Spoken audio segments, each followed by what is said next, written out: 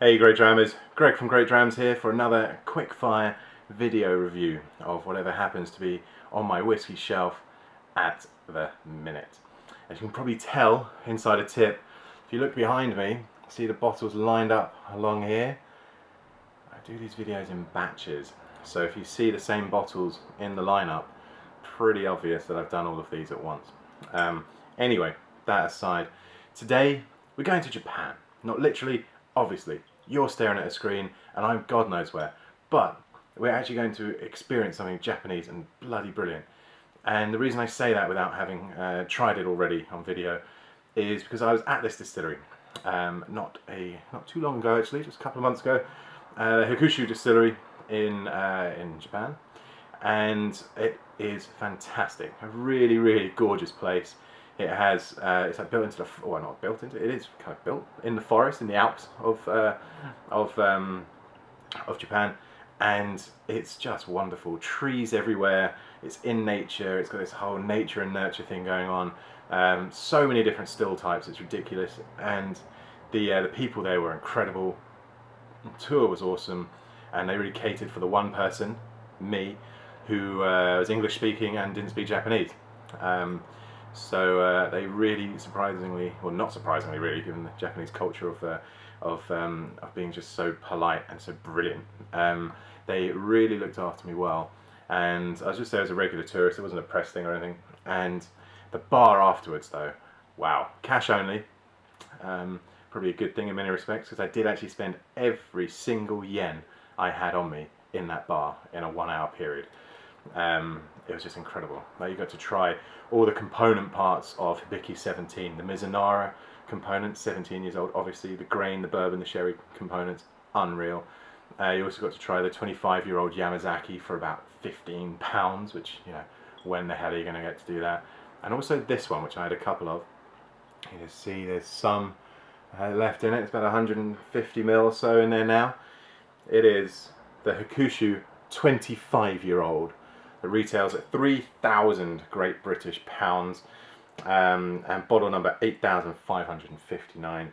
The ABV on this is 43%, and the bottles, crucially, and they're beautiful. Anyway, I digress. So we'll pour a little one of these guys out, because I am going to be incredibly precious about this whiskey. And so here we go.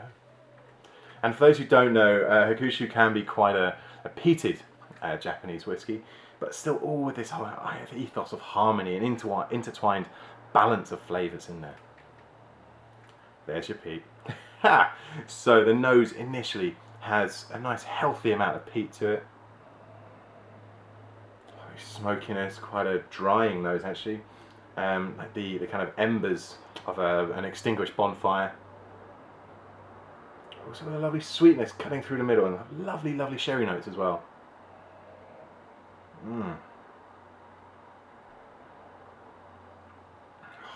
Fortunate enough to try this at the distillery, at the ISC dinner, and now here, my third time trying this whiskey, and oh wow, I'm very excited, as you might be able to tell.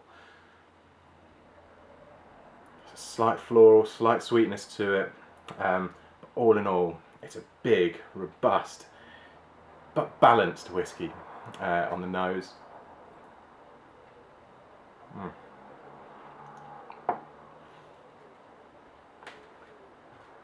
The peat on the nose dissipates quite a lot on the palate, and it's replaced by a lovely sweetness. Still kind of got that wrap of a light, smoky, peaty note, but the sherry notes are phenomenal. I'm guessing, I don't know, that there's also a feels like there's quite a spicy note, potentially from a Mizunara cask. It's a massive assumption, but realistically it's got to be in there, really.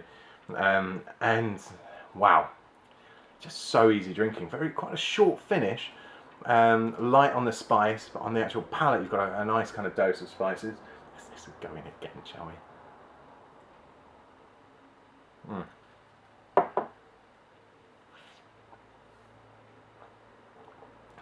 Absolutely stunning. One of the best Japanese whiskies I've ever tried. I'm so glad I've got that remaining 85 ml left. Not that I'm going to count every ml out of that bottle. And now on the second sip, the spicy finish is lingering a little bit more. Potentially I didn't take enough in on the first one, but that is absolutely beautiful. Got everything you could possibly want, and it is not overpowering. No note takes over or does anything dominant. This is all about harmony, balance, brilliance.